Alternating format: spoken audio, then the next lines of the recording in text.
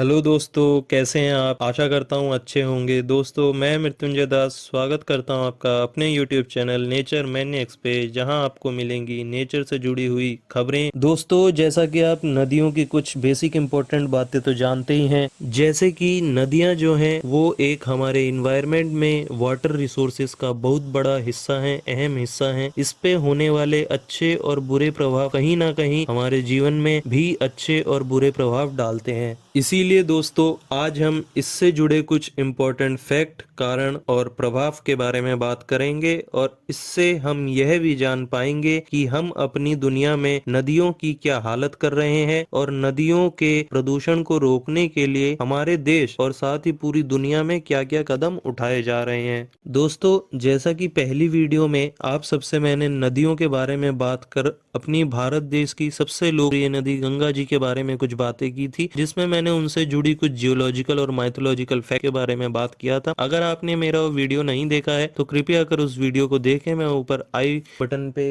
Video का link दे दूंगा, और वीडियो को देख एक छोटा सा अपना प्यार भरा लाइक दें और चैनल को सब्सक्राइब करें। दोस्तों, भारत देश की सबसे बड़ी नदी और सबसे लोकप्रिय नदी गंगा है, ये तो आप सब जानते ही हैं। मगर दोस्तों, गंगा का प्रदूषण जो है काफी हद तक बढ़ गया है। इसकी वजह से इंसानी शरीर और हमारे वातावरण को कई बड़ी दिक्कतों का सामना करना पड़ सकता है, क्योंकि गंगा नदी अकेले भारत देश की 40% लोगों को पानी प्रदान करती है, जो कि कई प्रदेशों से होते हुए गुजरती है। गंगा नदी कम से कम मान के चलें दोस्तों, तो कम से कम 50 करोड़ लोगों का पोषण करती है, जो कि दुनिया में शायद ही कोई दूसरी नदी करती होगी। तब भी जाने अनजाने में दोस्तों, हम लोग गंगा नदी का शोषण ही करते रहते हैं। आज यह गंगा विश्व की 5वीं सबसे प्रदूषित नदियों में से एक हो चुकी है। नदियों का प्रदूषण मोस्टली दो कारण से होता है। एक ह्यूमन वेस्ट यानी इंसानों द्वारा प्रदूषित, और दूसरा इंडस्ट्रियल वेस्ट यानी कारखानों द्वारा प्रदूषित। और मुझे ऐसा लगता है कि जब भारत देश की नदियों की बात आती है तो एक और कारण इसमें जुड़ जाता है, जो कि रिलीजियस वेस्ट यानी धार्मिक मान्यताओं से जुड़ा प्रदूषण होता है। कैसे होता है, आइए वो भी जान लेते हैं। ह्यूमन वेस्ट किस प्रकार नदियों को प्रदूषित करता है, अगर आप ध्यान दें तो जानेंगे। नदियां प्रदेशों से होते हुए कई गांवों, शहर, कस्बों से होकर गुजरती है। अगर आप मान के चलें तो कम से कम 2 लाख से ऊपर की जनसंख्या से मिलती हुई ये नदियां आती हैं। तो उन आबादी का ऑर्गेनिक वेस्टेज और उनका डोमेस्टिक वेस्टेज सारा हमारे सीवेज वाटर सिस्टम से होते हुए नदियों में मिलता है, जो कि एक बहुत बड़ा हिस्सा बनता है हमारी नदियों को प्रदूषित करने में।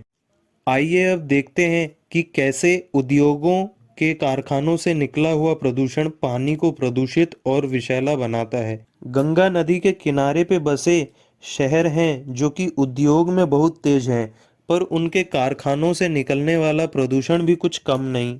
शहर जैसे कि कानपुर, इलाहाबाद, जिसको प्रयागराज के नाम से भी जाना जाता है, पटना, वाराणसी, ये सब जहाँ पे चमड़ों का उद्योग है, जहाँ चमड़ों की सफाई वगैरह होती है, बहुत सारे केमिकल प्लांट हैं, कपड़ों के उद्योग हैं और शराब बनाने के कारखाने, और इसी के साथ कई सारे कसाई खाने भी हैं। एवं ऐसे हॉस्पिटल भी हैं जो कि अपना अनट्रीटेड वेस्ट गंगा में डालकर प्रदूषण बढ़ाने में पूरा पूरा योगदान करते हैं। एक पावर प्लांट का उदाहरण लेते हैं। एक ऐसा पावर प्लांट जो कि कोयले से चलता है, जो कि 6 लाख टन कोयला जलाता है हर साल, जो कि पैदा करता है 2,10,000 टन राख, और इस राख को पानी में मिलाकर नदी में छोड़ दिया जाता है। आपकी जानकारी के लिए बता दूं कि राख के अंदर बहुत सारे हैवी मेटल्स होते हैं, जैसे लीड और कॉपर, जो कि चिंता का बहुत बड़ा विषय है, क्योंकि ये विषैले तो होते ही हैं और इसके साथ ये नॉन बायोडिग्रेडेबल भी होते हैं, जो कि कभी टूटते भी नहीं हैं। प्लास्टिक और इंडस्ट्रियल वेस्टेज नदियों के लिए ये दो बहुत बड़े कारण हैं। ये गंगा तट के किनारे पे जम जाते हैं और अन्यथा बाकी नदियों के किनारे पे भी जम जाते हैं, जो कि प्रदूषित करते हैं। बड़ी चिंता का विषय यह है कि अब गंगा नदी के पानी का स्तर घटने लगा है। जितना पानी सिंचाई में इस्तेमाल हो जाता है, उसका कुछ परसेंट पानी बरसात में भी कवर नहीं हो पाता है।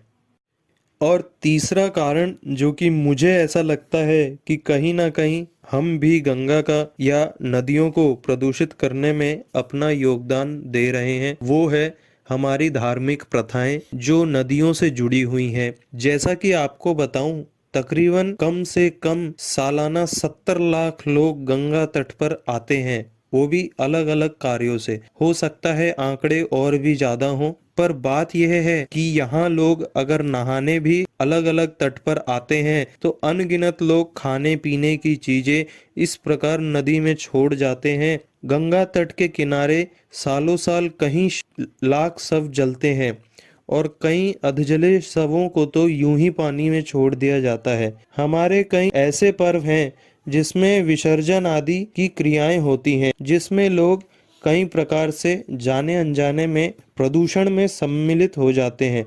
आस्था जिससे जुड़ी है, आस्था को पाने के लिए उसी को प्रदूषित कर देते हैं। आइए दोस्तों, अब जानते हैं गंगा नदी में प्रदूषण के कारण होने वाले प्रभाव और ये प्रभाव किस किस पर पड़ता है और किस तरीके से पड़ता है। आइए जानते हैं सबसे पहले जलीय जीवों पर गंगा नदी के प्रदूषण से होने वाले दुष्प्रभाव। दोस्तों, जलीय जीवों का जब शोध किया गया शोधकर्ताओं द्वारा, तो गंगा नदी में रह रही मछलियों के अंदर भारी मात्रा में मर्क्यूरी मिला, जिसको हम हिंदी में पारा भी कहते हैं। मर्क्यूरी जो कि सेहत के लिए हानिकारक है, वो उन मछलियों के अंदर से इतनी मात्रा में मिला जो कि उन मछलियों को खाने वालों के अंदर बहुत सारी परेशानियों को उत्पन्न करता है। गंगा नदी में ही मीठे पानी की डॉल्फिन भी पाई जाती हैं, जो कि अब एंडेंजर्ड स्पीशीज यानी लुप्त होने वाली प्रजातियों की कगार पर हैं, क्योंकि ये गंगा तट पर बने बांधों में रह जाती हैं और पानी प्रदूषित होने के कारण ये अपनी प्रजनन क्षमता यानी रिप्रोडक्शन की कैपेसिटी को भी खोती जा रही हैं। दोस्तों, सॉफ्ट सेल टर्टल जो कि केवल गंगा नदी और महानदी और सिंधु नदी में ही मिलते हैं, वे भी प्रदूषण के कारण कम होते जा रहे हैं और international union of conservation of nature की माने तो मीठे पानी के कछुए खतरे के निशान पर हैं। ये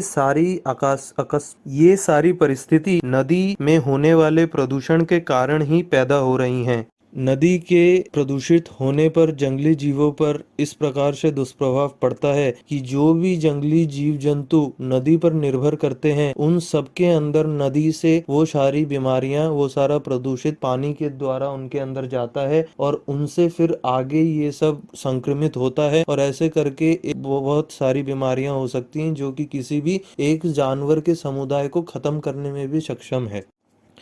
दोस्तों, समय के साथ साथ अब लोग जागरूक हो रहे हैं और नदियों को और दूषित ना होने के लिए बढ़ चढ़कर अपना योगदान दे रहे हैं और सरकारें भी इन परिस्थितियों को गंभीरता से ले रही हैं, जिसके चलते सरकारों ने कई सारे प्रोजेक्ट लॉन्च किए हैं जो गंगा जी को पुनः प्रदूषण मुक्त करने के लिए जोर शोर से काम कर रहे हैं। जैसे कि गंगा महासभा, जो कि एक भारतीय संघ था जो कि केवल गंगा जी के लिए समर्पित था, जिसकी स्थापना 1905 में माननीय मदन मोहन मालवीय जी ने करी थी और यह संघ अभी तक कार्यरत है और चल रहा है। इसके साथ गंगा एक्शन प्लान जो कि 1986 में राजीव गांधी जी द्वारा दिया गया था, ये भी अभी तक कार्यरत है और अपना साफ सफाई करने का काम और कई सारे प्रयास ये भी कर रहा है। इसके अलावा national Ganga river basin authority of India ये भी काम कर रही हैं और 2010 में गवर्नमेंट क्लीन अप कैंपेन चला, जिसके तहत बहुत सारी गंगा जी को साफ करने की नई नई टेक्निक्स के ऊपर बात करी गई। नमामि गंगे प्रोग्राम जो कि 2014 में चलाया गया। दोस्तों, आज के समय में लोग निरंतर चीज़ों को पढ़ते जा रहे हैं, जानते जा रहे हैं, जिसके तहत लोगों ने अपने आप से भी कई सारी टेक्निक का इस्तेमाल किया और लोग कोशिश कर रहे हैं कि नदियों से थोड़ा इन प्रदूषण होने वाली चीज़ों को दूर रखा जाए। जैसे पहले विसर्जन वगैरह करा जाता था तो उसमें नदियों में मूर्तियां विसर्जन की जाती थी जो कि पहले रासायनिक तरीकों के कलर का उपयोग करके होती थी, मगर आज लोग प्राकृतिक तरीके से बने हुए रंगों का इस्तेमाल करते हैं और मिट्टियां भी पहले पीओपी वगैरह का इस्तेमाल होता था, मगर अब पूरी पूरी मिट्टी से बनाने की कोशिश करी जा रही है और उसको विसर्जन भी खुद के बनाए हुए एक छोटे से तालाब तालाब में विसर्जन किया जाता है, जिससे नदियों में ये सारा जो भी हमारा वेस्टेज है ये जाता नहीं है। और ऐसे छोटे छोटे प्रयास लोग कर रहे हैं और करना भी चाहिए, क्योंकि नदियाँ हमारी हैं, नदियाँ हैं तो हम हैं, नदियाँ नहीं हैं तो हम नहीं हैं, क्योंकि जल से ही जीवन है, जल नहीं है तो हम भी नहीं हैं। दोस्तों वीडियो अच्छा लगा